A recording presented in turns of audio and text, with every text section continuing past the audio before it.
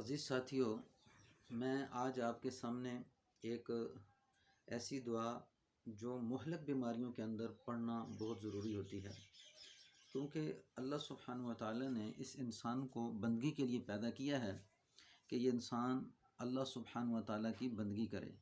تو بندگی کے جو اصول قرآن حدیث میں بیان کیے گئے ہیں ان کا مقصود یہ ہوتا ہے کہ یہ اللہ کی اطاعت میں لگے، اور چونکہ جب پیغمبروں پہ واقعات آتے ہیں کہیں بیماری میں، کہیں تکلیف میں، کہیں پریشانی میں، تو پھر وہ واقعات ان کے اوپر جب آئے تو انہوں نے ان واقعات کے اندر، ان تکلیفوں کے اندر کچھ عمل کیا ہے جس کو قرآن پاک نے بیان کیا ہے۔ تو وہی جو قرآن پاک کے اندر عمل بتایا گیا ہے وہی انسان کی نجات کا ذریعہ بنتا ہے، یعنی دنیاوی تکلیف سے بھی اور اخروی تکلیف سے بھی۔ جیسے دیکھیں حضرت ایوب علیہ السلام جب بیمار ہوئے ہیں تو یہ تقریباً 18 سال تک بیمار رہے۔ تو اس میں حضرت ایوب علیہ السلام نے 2 دعائیں مانگی ہیں۔ ان میں ایک دعا یہ ہے وَأَيُّوبَ إِذْ نَادَى رَبَّهُ أَنِّي مَسَّنِيَ الضُّرُّ وَأَنْتَ أَرْحَمُ الرَّاحِمِينَ۔ ایوب نے اپنے رب کو پکارا، ربہ انی مسنی الضر،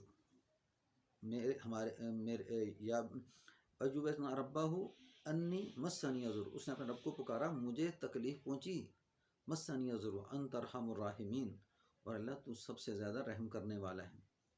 تو اس کے آگے پھر دوسری آیت کے اندر اللہ نے کیا فرمایا کہ اس دعا میں جو اللہ نے قبولیت عطا فرمائی، اسی کے آگے آیت ہے فَاسْتَجَبْنَا لَهُ فَكَشَفْنَا مَا بِهِ مِنْ ضُرٍّ وَآتَيْنَاهُ أَهْلَهُ وَمِثْلَهُمْ مَعَهُمْ رَحْمَةً مِنْ عِنْدِنَا وَذِكْرًا لِلْعَابِدِينَ۔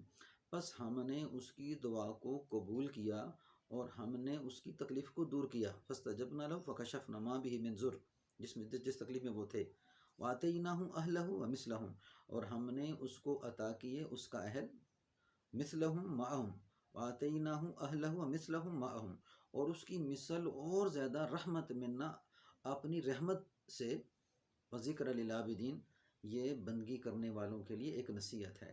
یعنی اللہ نے ان سے اولاد چھینی تھی، اللہ نے ان سے مال و متاع چھینا تھا، تو فرمایا کہ جب انہوں نے یہ دعا پڑھی تو اس دعا کی برکت سے ہم نے ان کو اہل و عیال بھی واپس لٹایا اور وہ مال و متاع بھی دوبارہ لٹایا۔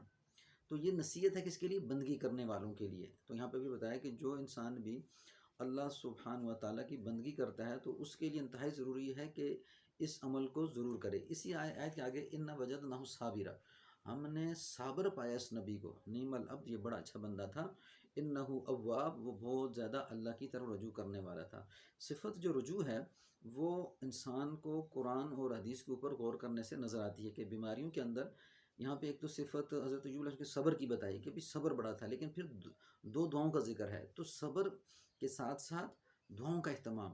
تو جب ان کا صبر کامل ہوا تو صبر کامل میں اللہ سبحانہ و تعالیٰ نے کہا کہ اس نے جب صبر کیا تو ہم نے اسے بڑا صابر پایا۔ تو صبر میں اللہ نے کیا خوشخبری سنائی کہ اللہ اس صبر کی وجہ سے راضی ہو گیا۔ اور دوسرا پھر جب انہوں نے دعا کی تو دعا کرنے میں یہ بتایا کہ بھی جب انہوں نے دعا کی تو ہم نے اس کی دعا کو قبول کر کے جو تکلیف تھی، جو ان سے ہم نے مال چھینا، جو اولاد چھینی، وہ بھی عطا کی۔ تو پھر دوسرے کا پھر میں وَأَيُّوبَ إِذْ نَادَى رَبَّهُ أَنِّي مَسَّنِيَ الشَّيْطَانُ بِنُصْبٍ وَعَذَابٍ، ایوب نے اپنے رب کو پکارا مجھے شیطان نے چھوا سا تکلیف دی، اور کچھ برجلک هَٰذَا مُغْتَسَلٌ بَارِدٌ شراب، تو پاؤں زمین پہ مار، اس سے پانی ابلے گا، اس کو پی، اس سے نہا۔ تو حضرت ایوب علیہ السلام نے جب یہ دعا کی کہ مجھے مسنی شیطان، مجھے شیطان نے چھوا، اب یہاں سے یہ پتہ چلتا ہے کہ شیطان کے مس سے بدن میں بیماری پیدا ہوتی ہے۔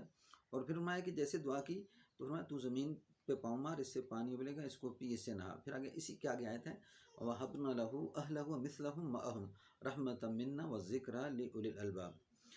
تو جب ہم نے اس کی دعا کو قبول کیا وَوَهَبْنَا لَهُ أَهْلَهُ، تو ہم نے اس کو عطا کی اس کا اہل، وَوَهَبْنَا لَهُ أَهْلَهُ وَمِثْلَهُم مَّعَهُمْ رحمۃ منا، اپنی طرف سے اور رحمت عطا فرمائی، یعنی جو چھینا اس سے اور زیادہ عطا فرمایا۔